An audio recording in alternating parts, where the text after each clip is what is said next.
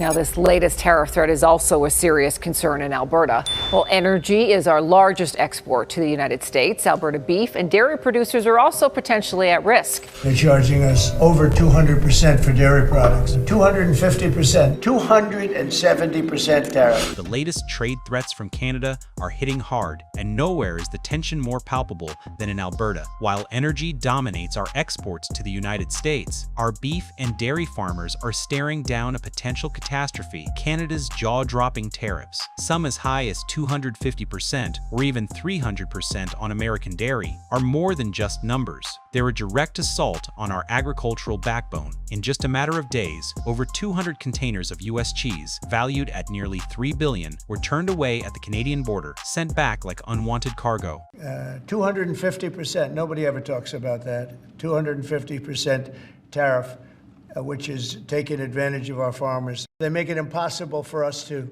sell lumber or dairy products into Canada. Those sky-high tariffs transformed tons of perfectly good cheese into what Canada deemed commercial waste, uncompetitive, unsellable, and barred from crossing the border. Now, that same cheese is flooding American supermarkets, slapped with discount stickers and crowding shelves at places like Walmart and Kroger. But here's the kicker: much of this stock is old, teetering on the edge of expiration, and in some cases already rejected by other international markets. Meanwhile, farmers in places like Wisconsin are pouring milk down the drain, unable to find buyers. A full-on price war is raging across major retailers, and the White House, it's eerily quiet, acting as if this crisis doesn't exist. This isn't just a trade spat, it's a gut punch to American agriculture, and consumers are unknowingly becoming the dumping ground for products the world doesn't want. The fallout is just beginning, and today we're peeling back the layers of this escalating disaster. Stick with us, and don't forget to subscribe and hit that notification bell to stay in the loop on this unfolding story. This isn't just about tariffs, it's a calculated move by Canada that's left our dairy industry reeling. For decades, since the 1960s, Canada has clung to a supply management system that tightly controls its dairy market. Production, prices, and imports are all locked down with quotas and punishing tariffs. Under the USMCA trade deal, the U.S. was granted access to just 3.6% of Canada's dairy market without facing those hefty duties. But the moment we crossed that line, Canada didn't hesitate. It's not fair to our farmers, it's not fair to our country.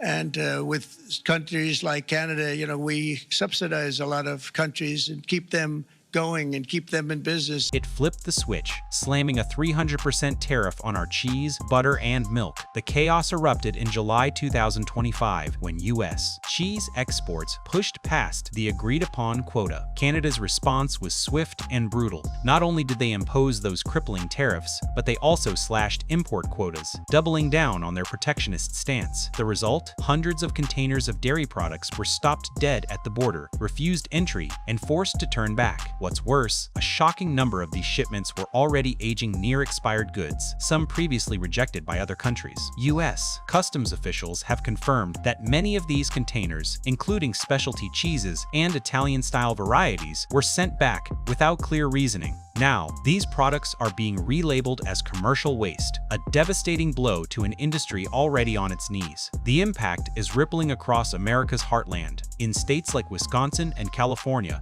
dairy farmers are facing a nightmare. With nowhere to sell their milk, some are resorting to dumping it into drains, a heartbreaking sight for an industry that's already struggling. Wisconsin, once boasting nearly 7,000 dairy farms just a few years ago, has watched hundreds close their doors as prices plummet and surpluses pile up. The International Dairy Foods Association reports that these above-quota tariffs can turn a single container of dairy into a loss worth tens of millions. When you combine that with a flooded domestic market and collapsing prices, the damage is catastrophic. Cheese is hitting U.S. shelves at fire sale prices, but don't be fooled by the deals. This isn't about meeting consumer demand. It's about liquidating inventory that Canada and other markets have already rejected. American shoppers might think they're scoring a bargain, bargain, but what they're really getting is the fallout of a trade war gone wrong. And the silence from Washington only deepens the unease. Is this the result of a reckless policy push? A miscalculated retaliation against our northern neighbor? Whatever the cause, Canada's actions, those 300% tariffs and slashed quotas, have cracked the foundation of our dairy supply chain, leaving farmers, retailers, and consumers to pick up the pieces. For the average American, walking the aisles of a supermarket, those shock sale cheese displays might look like a steal, but there's a darker story behind those slashed prices.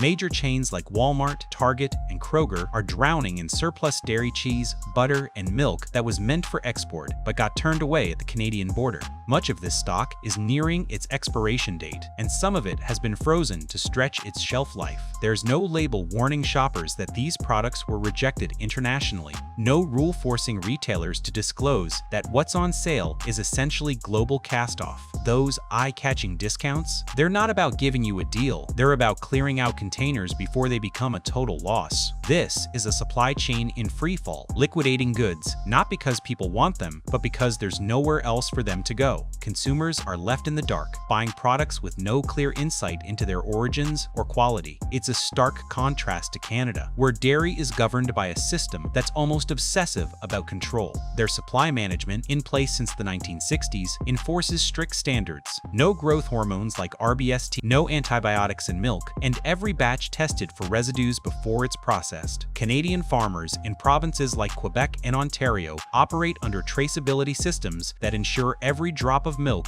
is clean, ethical, and hormone-free. Compare that to the US, where discounted cheese flooding the market might not meet those same international standards, and there's no requirement to tell shoppers the truth. This crisis is hitting American families right where it hurts, on their grocery bills and in their trust. To the 21 to 54-year-olds pushing carts through the store, those cheap cheese blocks might seem like a win, but they're the debris of a trade war that's spiraling out of control. Behind the scenes, major dairy companies like Land O'Lakes and Kraft are grappling with chaos. Warehouses are overflowing, cold storage costs are through the roof, and shipping fees are climbing as they scramble to offload surplus inventory. They're keeping quiet about the scale of the damage, terrified of a public backlash that could tank their brands. But the numbers don't lie. The National Milk Producers Federation dropped a bombshell. By mid-2025, the U.S. dairy industry had already racked up $7 billion in losses, hammered by Canada's tariffs, Mexico's retaliations, and a supply chain buckling under the pressure. That's not just a statistic, it's a warning sign.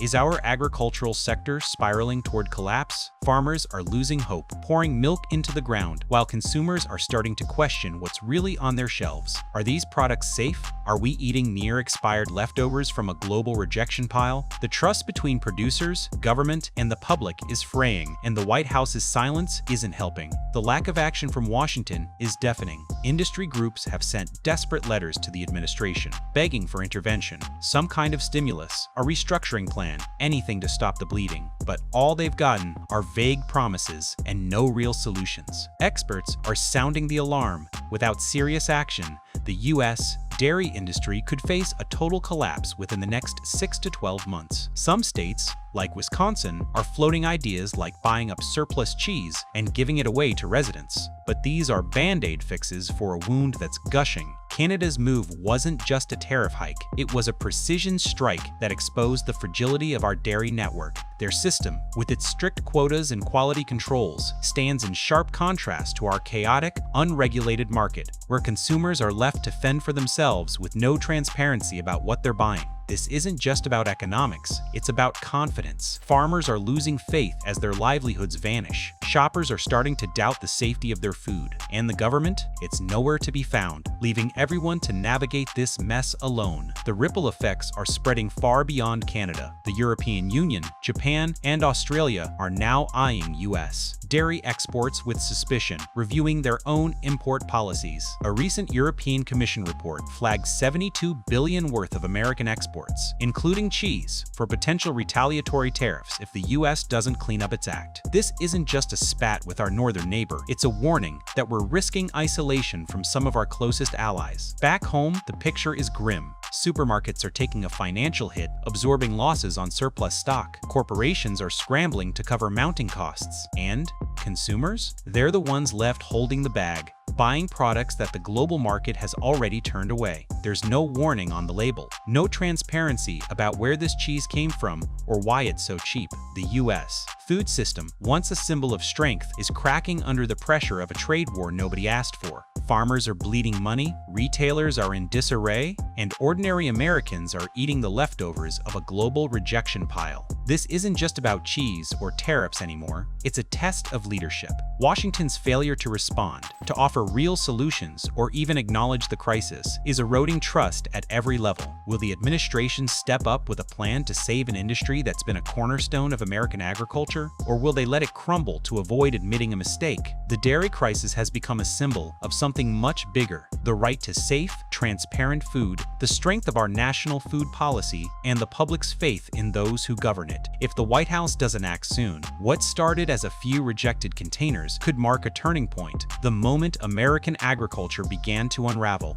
From farm to table, family to family, people across the country are watching, waiting for answers. The stakes couldn't be higher, and the clock is ticking. Stay tuned and don't miss a single update on this unfolding crisis. Subscribe and turn on notifications to keep up with the latest.